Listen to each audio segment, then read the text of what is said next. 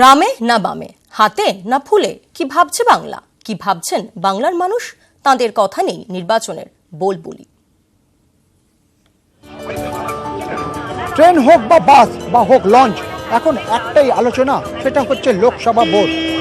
গত 5 বছরে মোদী সরকার কি করেছে আর কি করা দরকার ছিল, যে ডিসিশনগুলো নিয়েছিল সেগুলো ঠিক না ভুল, সবটাই কি প্রভাব পড়বে ভোটের বাক্সে? অবশ্য সেই বিষয়ে কথা বলবো আমরা লঞ্চে করে লঞ্চ যাত্রীদের থেকে। আমরা বারবার দেখেছি নোটবন্দি থেকে একাধিক ডিসিশন যেগুলো নেওয়া হয়েছিল মোদী সরকার, তার কিছুটা প্রভাব পড়েছিল মানুষের মনে এবং কিছুটা প্রভাব পড়েছিল চাকরি জীবনে। আমরা যদি একটু কথা বলি, সেটা হচ্ছে নোটবন্দি, 500 টাকার নোট বাতিল, 1000 টাকার নোট বাতিল, ভোটের বাক্সে তার কতটা প্রতিফলিত হবে? না, সমস্যা যেমন হয়েছে সেদিকে বেনিফিটও আছে। এটাতে কি হলো সেটাই তো বোঝা গেল না, কি লাভ হলো না ক্ষতি হলো কেউ কি বুঝলো? যাদের যেরকম চলার তারা সেরকমই চলছে। मेरे ख्याल से ठीक ही हुआ है, सारा ब्लैक मनी जो था वो इकट्ठा हो गया उसकी वजह से। 500 টাকা একটা নোট বাতিল তো ঠিকই করেছে, খারাপ তো কিছু করেনি। নোটবন্দি তো একদম পুরোপুরি ফ্লপ, সুপার ফ্লপ। কারণ অসংখ্য মানুষের অসুবিধা হয়েছে, গরিব মানুষের অসুবিধা হয়েছে, তাদের প্রয়োজনে ব্যাংকের টাকা তারা তুলতে পারে। সেটা কি প্রভাব পড়বে ভোট বাক্সে? দারুণভাবে প্রভাব পড়বে। সাধারণ মানুষ কিন্তু ওই উচ্চবিত্তদের দলে নেই, তাদের প্রয়োজন টাকা ছিল, সেই সময় তারা টাকা পাননি এবং তার একটা প্রভাব বিরাটভাবে পড়বে। এবং অনেক মানুষ মারা গেছেন লাইনে দাঁড়িয়েও, আপনারা শুনেছেন। আমাদের সঙ্গে এখানে বোধহয় স্কুল কলেজের ছাত্রছাত্রীরা রয়েছে, আমরা একটু তোমাদের সঙ্গে কথা বলি। তোমরা পড়াশোনা করছো, বেকারত্ব একটা বড় সমস্যা, কোয়ালিফিকেশন রয়েছে বাট কাজ নেই। কর্মসংস্থান যদি না পারে নেক্সট যে ইউথ যে ব্যাচটা উঠছে ওদের পক্ষে সাস্টেন করা খুব সমস্যা। হ্যাঁ, আমাদের কেরিয়ারটা এবার কোন দিকে যায় সেটাই একটা মানে কি বলবো, তোমাদের ডিমান্ড কি থাকবে? অবশ্যই একটা চাকরি পাওয়া। শুধু যে জব পাইনি তা নয়, জব খইয়েছে এরকম অনেক সংখ্যা বেড়েছে। কি করা যায়, কিছু তো করা নেই। জব চলে গেলে আদার্স জায়গায় অ্যাপ্লাই করতে হবে, তো সেটা ধরে তো বসে থাকলে তো লাইফ এগোবে না। ইকোনমিক স্টেবিলিটি আরও বেশি দরকার, যতটা বলা হচ্ছে ততটা হচ্ছে না, সে কেন্দ্রেই হোক রাজ্যেই হোক যেখানেই হোক। কেউ বলছে সার্জিক্যাল স্ট্রাইক হয়েছে, তার প্রমাণ চাইছে এবং প্রমাণ চাইলেই সেটা পাকিস্তানি হয়ে যাচ্ছে। এই বিষয়টা কিভাবে নিচ্ছ তোমরা ছাত্র যুবক? যে মানুষগুলোর জন্য আমরা আজকে বেঁচে আছি, ভালোভাবে ঘুমোতে পারছি, থাকতে পারছি, তাদের ক্ষেত্রে রাজনীতি টেনে নেওয়াটা কোনোদিনই উচিত নয়। মানে এই তো চলছে আর কি, ভালো কাজ হলেও সেটার পলিটিক্যাল ব্যাখ্যা হবে, খারাপ কাজ হলেও সেটার পলিটিক্যাল ব্যাখ্যা হবে। আপনার কি মনে হয় এই বিষয়? দেখুন, সার্জিক্যাল স্ট্রাইকের প্রমাণ তো দিতেই হবে। আজকে দেখুন, একেবারে যখন লোকসভা ভোট আসন্ন ঠিক সেই সময় সার্জিক্যাল স্ট্রাইক বা পুলওয়ামা ঘটনাটা ঘটে গেল। এর আগে থেকে খবর ছিল সরকারের কাছে, এর আগেও ঘটেছে আপনারা জানেন। তা সত্ত্বেও সরকার কেন ফেলিওর হলো বুঝতে পারছি না। এবং সেই ক্ষেত্রে আমরা বলবো পুলওয়ামা ঘটনাটা একটা রহস্যই থেকে যাচ্ছে আমাদের কাছে। चौकीदार और चौकीदार चोर है। राहुल गांधी का खुद का स्टेटमेंट हर बार चेंज होता है, तो वो ही चोर होगा मेरे ख्याल से। चौकीदार तो चोर नहीं है, इतना पता है। চৌকিদার কি চৌকিদারে কাজ করতে পেরেছে না? আমি স্যার বলতে পারবো না, আমি এখানে থাকি না। No idea.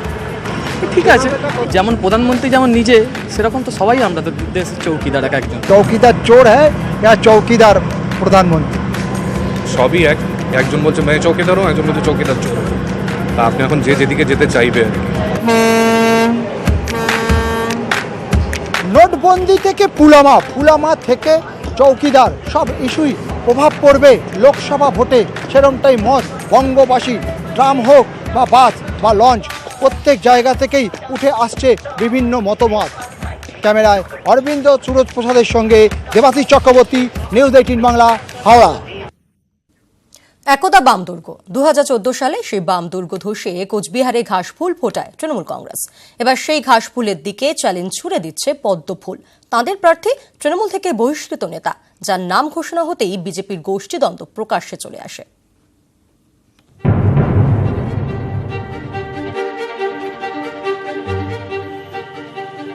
মহারাজা শহর দীর্ঘদিন ছিল সিংহের গুহা।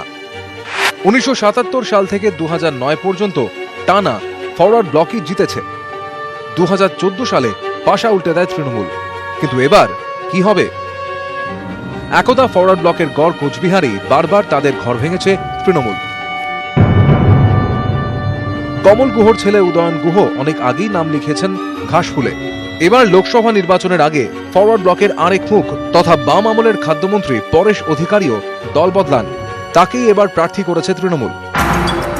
তৃণমূল বনাম বহিষ্কৃত তৃণমূল।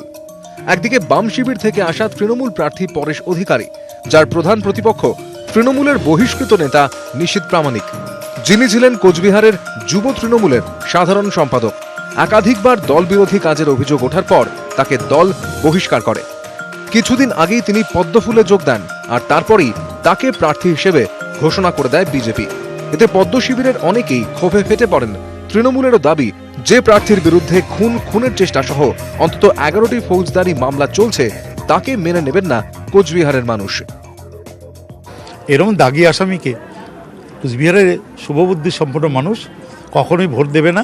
একটা দাগি আসামিকে তার জায়গা হলো জেলে, আজ হোক কাল হোক তার জায়গা জেলেই হবে, মানুষের মধ্যে তার জায়গা হবে না। একদা যুব তৃণমূলের ডাকাবুকো নেতা নিশীথ প্রামাণিক অবশ্য পুরনো দলের অভিযোগ বিশেষ কান না দিয়ে নতুন দলের প্রার্থী হিসেবে কোচবিহার চষে ফেলছেন। সবসময় তাকে ঘিরে শখানেক বিজেপি কর্মী সমর্থক। আমি বিজেপিতে যোগদান করার আগে আমার কিছু রাজনৈতিক কেস ছিল, কিন্তু বিজেপিতে জয়েন করবার পরে প্রত্যেক দিন 2-3টে করে কেস হয়েছে, এবং এখনও যে হচ্ছে না তার কোনো গ্যারান্টি নেই। তো সেটা মানে এটা স্বাভাবিক যে বিরোধী দলে থাকলে পরে তার নামে মিথ্যে মামলা করাই হবেই। কোচবিহারে একটা সময় ফরওয়ার্ড ব্লকই ছিল বড় দাদা। জেলায় নানা দলীয় সিদ্ধান্তের ক্ষেত্রে ফরওয়ার্ড ব্লকের সামনে সিপিএমকেও নরম হতে হতো, কিন্তু এখন সেসব অতীত। তৃণমূল বিজেপির গরমে ফরওয়ার্ড ব্লকই এখন নরম, তবে কথা শুনে তা বোঝার উপায় নেই। 6 মাস আগে পরেশবাবু ছিলেন বামে, তিনি চলে গেলেন তৃণমূলে, তারপরে তার মেয়ের চাকরি হলো, এই নিয়ে সরগোল পড়ল। ফলে তৃণমূলের মধ্যেই বিক্ষোভ, আড়ালে আবডালে, সরাসরি তো বলতে পারে না, বিজেপির মধ্যে তো প্রকাশ্যে বিক্ষোভ। কোচবিহারে প্রায় 52% তফসিলি জাতির ভোটার, এর মধ্যে 48% রাজবংশী, এছাড়া প্রায় 28% সংখ্যালঘু ভোটার। কোচবিহারে এবার আরেকটি বড় ফ্যাক্টর ছিটমহল। বিজেপি তৃণমূল দুপক্ষই ছিটমহল হস্তান্তরের সাফল্যের দাবি করছে। লক্ষ্য একটাই, ছিটমহলের ভোট নিজেদের দিকে টানা। একদা সিংহের গড় কোচবিহারের রাস্তায় কান পাতলেই টের পাওয়া যায় ভোটের লড়াই, আর যে লড়াইয়ে মুখোমুখি দুই প্রতিপক্ষ, তৃণমূল বনাম বহিষ্কৃত তৃণমূল নেতা। ভোট বাক্স পর্যন্ত স্নায়ু লড়াই ধরে রাখতে পারবে যে পক্ষ, তারাই এবার কুচবিহারে করবে বাজিমাত। ক্যামেরায় অরবিন্দ প্রসাদের সঙ্গে অর্ণব হাজরা ও প্রবীর কুণ্ডু, নিউজ 18 বাংলা, কোচবিহার।